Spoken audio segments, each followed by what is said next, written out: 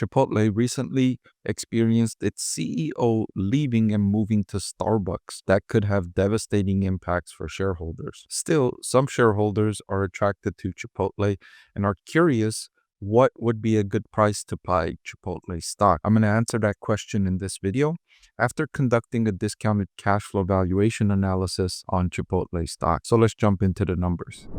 I want to thank the Motley Fool for sponsoring this video. Visit fool.com/parkev for the 10 best stocks to buy now. All right, let me draw your attention to the free cash flow forecast between 2024 and 2028.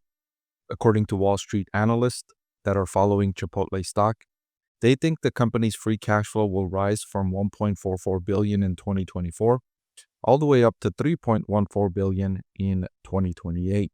This is going to come through a combination of increasing store locations and increasing sales per store, which Chipotle has done an excellent job of over the previous 5 years. Between 2028 and 2034, I'm forecasting the company's free cash flow will grow from $3.14 billion to $5.8 billion, a slower rate of increase from the first 5 years. I think the rate of increase will slow down. And then between 2035 and infinity, I forecast the company's free cash flow will grow at 5%. This is the rate of increase I forecast for developed economies worldwide nominal growth rate. And since Chipotle only operates in the US and is trying to expand, but it primarily operates in the US, I forecast the US economy will grow at roughly 5% nominally between 2035 and infinity.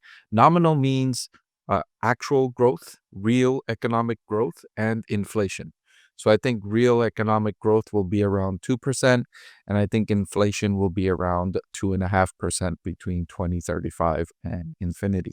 So that's why I forecast using the 5% growth rate. When I take the present value of those free cash flows expected between 2024 and 2034, it sums to $18.8 billion. I can take the terminal value of all of the free cash flows expected between 2035 and infinity, which results in a value of $95 billion. This brings together all of the free cash flows expected between 2035 and infinity. And then taking the present value of the terminal value, we'll get a present value of all of the company's cash flows at $51 billion.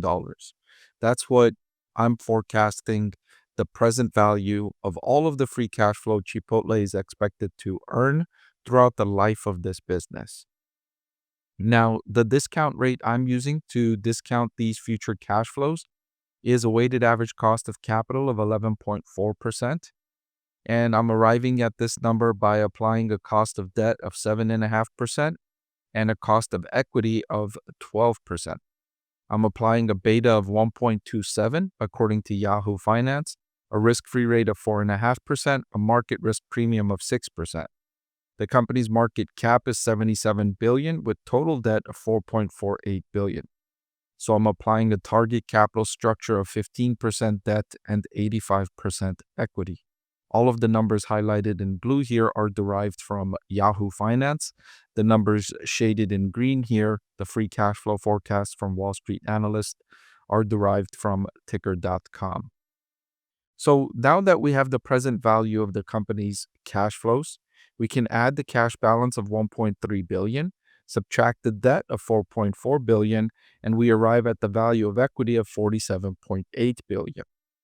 I divide that by the number of shares outstanding of 1.374 billion, and that brings me to the intrinsic value per share for Chipotle stock at $34.81, compared to the current market price, which is trading at $58.46. And so my intrinsic value per share calculation for Chipotle stock would suggest that this stock is overvalued. Now, I came to this conclusion by using several estimates and assumptions to make these forecasts and to come up with this value. So this is a highly uncertain value. I provide a margin of safety when I'm making these calculations of roughly 10%. But even if I apply that margin of safety, it still would suggest that these shares are overvalued. Now, Chipotle has been an excellent performing business, and I can understand why investors are willing to pay a premium price for Chipotle's business. But also, the company recently lost its CEO, and the leadership was one reason why Chipotle had delivered those fantastic results.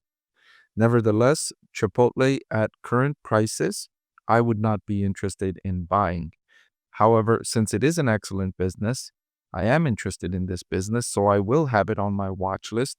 And if it should approach this price, I may be interested in acquiring. This doesn't mean it'll ever approach this price. The market might disagree with me and the stock might remain overvalued forever, and I might miss out on this stock. But I'm okay with that. I'm okay with that. I'm okay with missing out on some stocks that remain overvalued and the price keeps going up. One example is Costco. I've felt like Costco has been overvalued for 5 years now, and its stock price has just kept going up. So that's one business that I missed out on because I could have bought it 5 years ago when I started following the business, and I thought it was a great company with great performance, but I didn't buy it because I felt the stock was overvalued. But I'm okay with that. I'm going to miss out on some companies that uh, according to my framework, right? I have a 6 step framework for evaluating stocks. And when I apply my framework and those businesses are not within a buy according to my framework, I'm okay with missing out on a couple of those. And I gave you an example of one company, Costco, that's been, according to my framework, it's overvalued, but it's just remained going up. That's just the cost of doing business for me.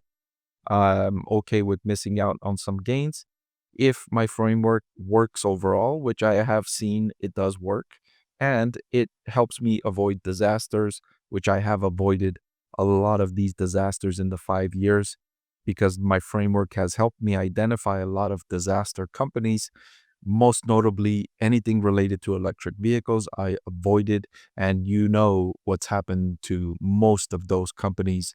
They've gone bankrupt, they're down over 90%. And there's been one exception, and that's been Tesla. So I've missed out on the gains in Tesla stock, but I also avoided all of those disasters surrounding electric vehicles. And so Chipotle might be another one of those examples. That remains to be seen. But according to these prices, I will not be buying Chipotle stock. Hey everyone, I'm excited to announce that my book is finally available for sale. I've been working on it for more than a year now, so I'm really excited to finally share this with you now. It goes through my framework for evaluating stocks. Some of you often ask why I like this stock or why I like the other stock, and this framework provides you the things that I look at when I'm evaluating stocks. I've added the link in the description below.